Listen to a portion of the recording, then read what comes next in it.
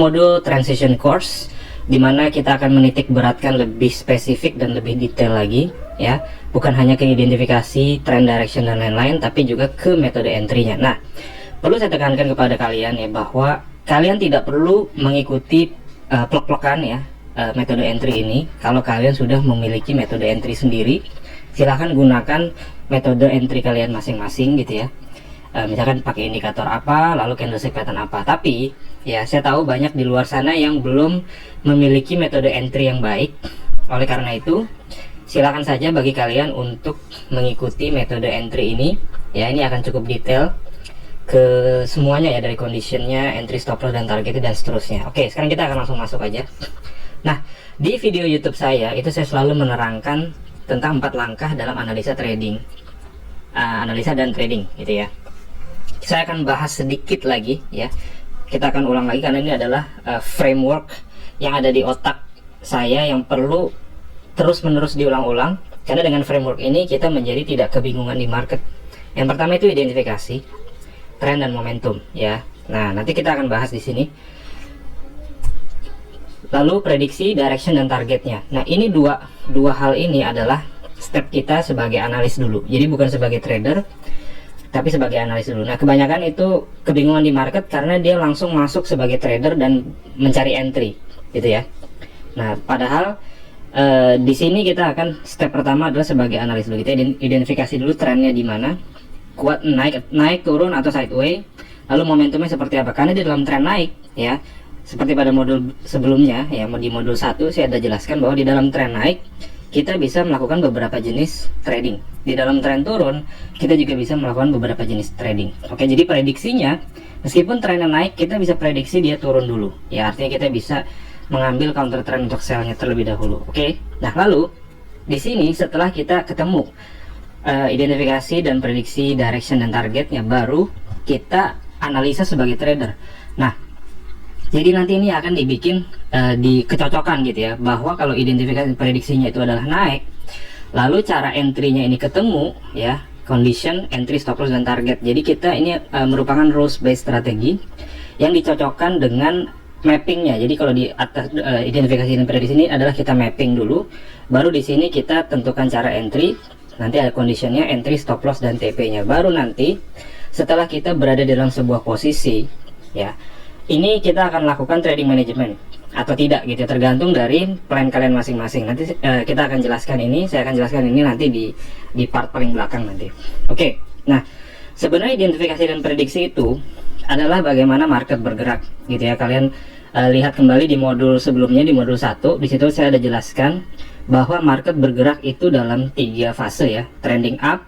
Nah, trending up ini sebenarnya bisa terbagi jadi 2, trending up yang kuat atau trending up yang lemah gitu ya, tidak kuat. Nah, saya menggunakan MA50 untuk trending up yang kuat. Jadi dia kalau ada MA50, dia zigzag di atas MA50 clean tanpa ada closing di bawah MA50 pada saat koreksinya ya.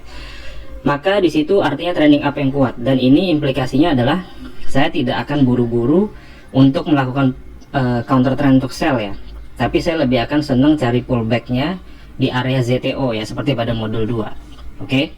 Counter trend bisa dilakukan kalau dia sudah mempunyai transisi ya, transisi di daily chart ya, misalkan double top, atau dia ada lower low di daily chart, atau kalau dihampat dia berbentuk rising wedge pattern yang cukup baik, kita bisa lakukan counter trend untuk sell. Oke. Begitu pula di trending down, kalau dia trending downnya itu kuat, saya akan cenderung mencari pullbacknya ya. Setelah dia break, dia retest untuk mencari sell lanjutannya. Tapi kalau untuk counter trendnya, pastikan dia ada transisi trend di daily chart atau di H4-nya dia ada falling wedge. Nah, ini nanti saya akan breakdown lebih detail lagi ya. Kalau konsolidasi atau sideways biasanya dilakukan adalah counter trend ya. Jadi kita ambil ujung-ujung dari support resistannya untuk kita cari entry-nya. Nah, sekarang kita akan masuk ke metode entry. Oke, ini metode entry ala The Trader's Note. Jadi benar-benar personalisasi cara saya yang membedakan beberapa teknik entry menjadi M1, metode 1, metode 2, M3, M4, dan M5. Oke. Nah, metode 1 ini sebenarnya saya pernah bikin videonya itu di YouTube channel ya, yang namanya adalah Trendline Break and Retest. Nah, itu udah cukup detail metode entry-nya. dan saya gunakan price action di sini untuk entry. Tapi ada rules base di dalam keadaan ini ya. Jadi break and retest itu seperti apa, lalu swingnya itu bagaimana. Nah, saya membagi menjadi dua ya. Jadi swing high dan swing low yang reguler atau bar chart, sama kicker. Ya, kicker ini istilah saya aja untuk membedakan dengan swing high dan swing low kalau kita menggunakan bar. Jadi kalau kicker ini kita pakai candlestick, dan ini rata-rata semua price action itu saya selalu pakai kicker ya, kecuali dia break and retest saya akan menggunakan swing high dan swing low yang regular, dan ini harus didukung oleh indikator yang namanya adalah force index. Oke. Nah, jangan bingung dulu, nanti kita akan bahas ini detail satu persatu ya, cuma saya perlu jelaskan dulu framework dasarnya. Metode pertama itu seperti itu ya. Metode kedua ini adalah double top atau double bottom, dan candlestick pattern ini harus candlestick pattern kicker ya, kicker candlestick, dan saya gunakan stokastik, dan ATR ini hanya untuk sebagai penempatan stop loss nanti. Oke. Lalu shark pattern ya, kita akan bahas juga nanti, kicker juga candlestick patternnya. Lalu false break ini pakai troublemaker candle. Jadi bagaimana prinsip dari false break itu bekerja.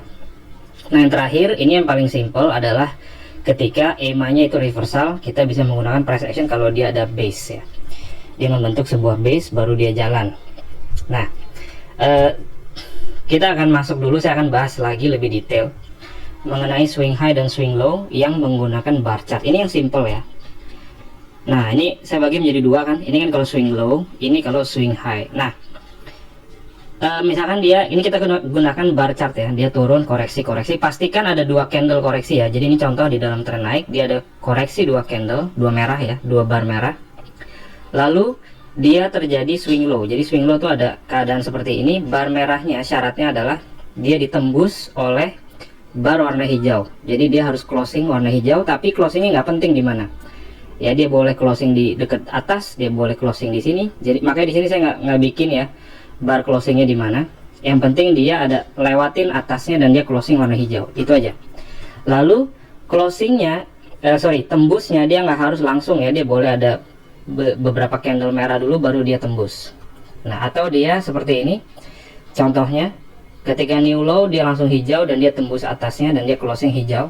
Atau dia bentuk inside bar seperti ini. Jadi kalau ada turun lalu dia ada candle yang di tengah-tengah, nggak naik dan nggak turun. Oke. Warnanya apapun ya, boleh satu boleh dua biji barnya. Lalu pada saat dia tembus, ini adalah entry juga dengan menggunakan inside bar. Ini simple sekali. Ini adalah swing low. Kalau swing high tinggal dibalik aja, jadi dia naik lalu dia bawahnya ini candle hijau terakhir ya, ditembus ke bawah dan dia closingnya warna merah. Atau dia seperti ini, ketika dia naik langsung dia tembus low-nya dan dia closing merah, atau dia membentuk inside bar seperti ini. Oke. Ini yang swing high dan swing low menggunakan bar chart. Di video berikutnya saya akan bahas mengenai ini ya. Lalu kita akan lihat di grafik itu seperti apa. Oke, nah sekarang saya ingin mengenalkan dulu tentang kicker candlestick. Apa itu kicker candlestick? Adalah dia harus langsung ya, jadi dia merah, dia membentuk low paling bawah itu adalah warna merah, dan setelah merah dia harus langsung hijau dan dia closing bodinya itu memakan body yang ini. Jadi dia closing dari candle berikutnya harus hijau, harus langsung ketutup ya. Jadi ini seperti engulfing, dia ketutup, dan ini boleh ketutup semuanya ya sampai ke high, tapi boleh juga dia tutupnya yang penting di atas daripada open candle merah tersebut. Oke, dan ini harus langsung. Itu kicker candlestick. Lalu di sini dia itu yang pertama ya. Yang kedua adalah dia bisa saja low-nya lebih rendah seperti ini, dia langsung tutup body daripada candle merahnya, dan ini harus langsung ya, maka disebut kicker candlestick. Oke. Nah, apakah closing harus di atas high? Itu tidak perlu, tapi kalau di atas high itu akan lebih baik. Jadi kalau dia closingnya seperti ini aja sudah diklasifikasikan sebagai kicker candlestick. Oke. Nah, lalu ini selanjutnya, ini kalau dibalik ya menjadi high ya, menjadi swing high.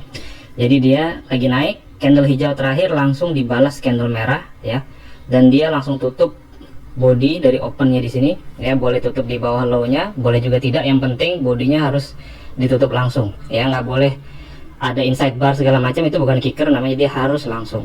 Nah, yang kedua adalah dia high-nya lebih tinggi tapi dia langsung tutup di bawah body sebelumnya.